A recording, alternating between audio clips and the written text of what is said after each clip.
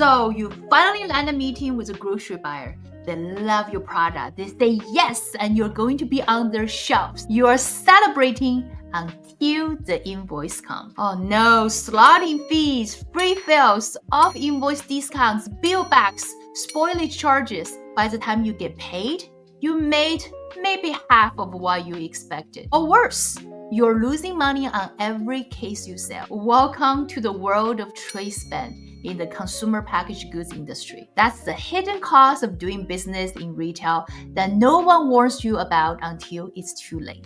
Hi, I'm Gia. I built my Sichuan condiment brand from zero to over 1,000 retail stores in under 2 years.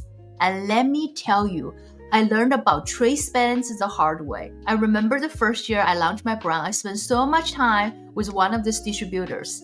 And towards the end of the year, I look at all of my POs and the money that hit in my bank. Guess what? I only got paid 45% of the total purchasing order. I was actually losing money on every sale. So how and why? Well, today I'm breaking down exactly what I had to pay, how trade spend is calculated, and how to survive it without going broke. If you're thinking about launching a consumer packaged goods brand, we call it CPG, this video could save you thousands of dollars in mistake. So let's dive in. First, let's figure out what is trade spend. Let's start something simple. Trade spend is all the money you pay to retailers and distributors just to get your product on the shelf and to keep it there. Think about it as a rent for shelf space, plus the promotional discount and fees you found to help your product actually sell. So here's the example. Let's say that you make a snack bar. A grocery chain agrees to carry it. Great. But hold off on your celebration though. The retailer is not going to bear all the risk of bringing something new to their shelves. So they're going to ask you to give them something in return. It's usually in two forms. One is called a free fill, or another is called a fixed slotting fee, which we'll get into it later in this video. Then they want you to run a promotion, maybe 15% or 25% off the first month to drive trial. You agree. A few weeks later, you get an invoice with deductions for free fill, spoilage, late delivery fees, and something they call a billback. You don't even remember authorizing that. Suddenly, that exciting retail deal doesn't look so profitable anymore. Well, trade spend isn't one thing. It's a whole category of costs. And for most brands, it ends up being 20 to 30% of your revenue, sometimes even more. The problem? Most founders don't budget for it. They price their product thinking they'll make 40 to 50% margin, then the reality hits and they're barely breaking even. So let's break down the major types of trade spend so you know exactly what to expect. One is slotting fee or free fill.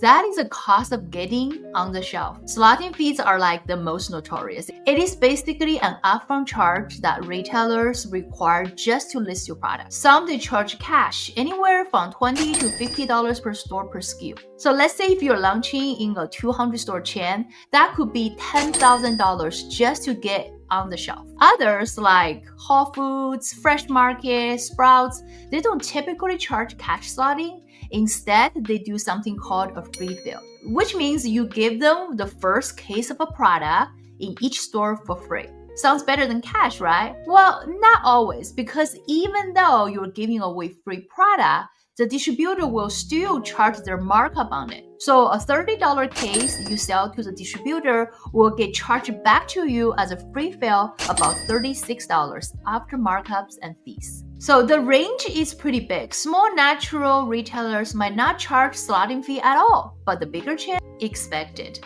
And some national retailers have been known to ask for six-figure fees for national placement. So my advice, always ask upfront. Get in writing if you can. Negotiate. Some retailers will reduce or waive fees for smaller brands, especially if you are a certified woman-owned or minority-owned business. And then there's off-invoice discount. It's a discount that's taken out from a purchase order. An off-invoice discount is when you temporarily lower your wholesale price to fund a promotion. For example, your normal case price for a distributor, let's say $30. The retailer wants to run a sale. So then you agree to give them 15% off per case for the month of July. Then the distributor will take off 15% of the purchase order they send you during that promoted month.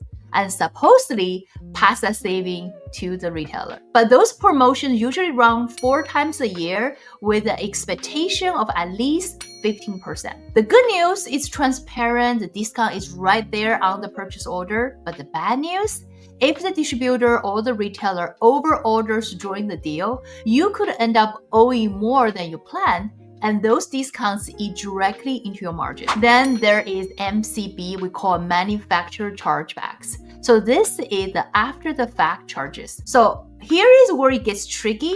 And MCB is when the retailer runs a promotion, sells your product at a discount, and then invoice you for that discount later. Let's say that they do $1 off promotion for 2 weeks. Afterwards, they calculate how many units sold on deal, let's say 1,000. Then they will deduct 1,000 from your next payment. Sounds fair, right? Except sometimes you get deduction for a promo you don't remember approving, or the numbers don't match, or the distributor adds a processing fee on top. This is where small brands lose money without even realizing it. You have to track every single promotion you agree to and cross-check it against every deduction. If something looks wrong, dispute it. Seriously, I have heard many brands recovering thousands of dollars, if not tens of thousands, by challenging invalid chargeback. Then there is demo, ads, and display fees. They are the marketing cost. So if you want to do an in-store demo and let customer taste your product, well, you can go to the store and demo yourself, but unfortunately, that's not scalable. So eventually you need to pay a third-party demo company to do the work for you. That typically charge around $200 for a 3-hour demo session. The results vary drastically depending on whether you're prepared or just winging it. By the way, I put together a video on 6 strategies for how to conduct a successful sampling to drive sales in store.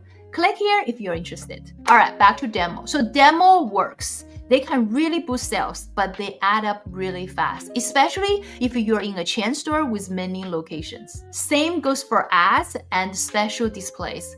So you want your product featured in a weekly flyer? That might cost a few $100 to a few $1,000 depending on the retailer. Do you want an end cap display, have a secondary placement? You likely need to fund a deep discount or pay a substantial placement fee. Those aren't required, but if you want your product to actually move and stay on the shelf when the next category review cycle rolls around, you probably need to do some of them. Finally, there are charges you hope to avoid but probably won't completely escape. Spoilage, shipping errors, and compliance fees. If your product expires on the shelf, the retailer or distributor will charge you for it. If you ship late or send the wrong quantity, expect a fee. If your labels don't meet their standards, you might get hit with a relabeling charge. So those are the penalties that can range from $50 to several $100s per incident, and they really start to add up. So the best defense, run a tight operation, get your shipping, labeling, and inventory management right from the day one. Okay, that's a lot of information. So how do you survive this without going broke? Here are my top strategies. 1, budget for it from day one. Don't price your product assuming you're gonna keep 50% margin. Assuming 20 to 30% will go to trade spend and pricing accordingly. If that means raising your wholesale price, do it. A product that looks profitable on paper but lose money in reality is not a business. 2, prioritize the must-have costs. In the beginning, focus your budget on what actually gets you on the shelf. Slotting fees, refills, mandatory distributor setup fees. Without distribution, nothing else matters. Then invest in the things that drive sales. A few strategic demos, a solid first promo. Don't blow your budget on optional marketing program until you've proven you can sell. 3, negotiate everything. Slotting fees aren't always set in stone. Ask if they can reduce or waive. Offer alternatives. Maybe you provide extra marketing support instead of cash. Some retailers have programs for smaller or diverse owned brands that come with lower fees. 4, track every single deduction. Get a system, even a simple spreadsheet or a software, to log every promotion you agree to and every deduction you get. Cross-check them monthly. If something doesn't match, dispute it. You'd be surprised how many invalid charges slip through if you're not paying attention. 5, start regional, then scale. Don't try to launch nationwide all at once. Pick 1 or 2 regions, prove your model works, then use that revenue to fund next expansion. This way, you're not paying massive slotting fees everywhere at the same time. 6. Run a tight ship. Avoid the avoidable costs. Ship on time. Get your packaging and labels right. Meet order fill rates. Every $100 penalty you avoid is $100 you can spend on growing your brand. To wrap it up, trade spend is a price of admission to retail. It's frustrating, it's complicated, and it's expensive, but it's also just part of the game. The good news, once you understand it, you can plan for it, you can negotiate, you can avoid the mistake that sinks so many new brands. And honestly, if you can survive trade spend in your first year or two, you are already ahead of most founders who don't see it coming. Alright, that's it for today. If this video helped you, hit that subscribe button. I've got a lot of more founder-to-founder lessons coming on how to navigate the CPG world without losing your shirt. And if you want to learn more about how to actually get your product into stores in the first place, check out my video on the 5 industry players that run retail. I'll link it right here. Thank you for watching. I'll see you in the next one.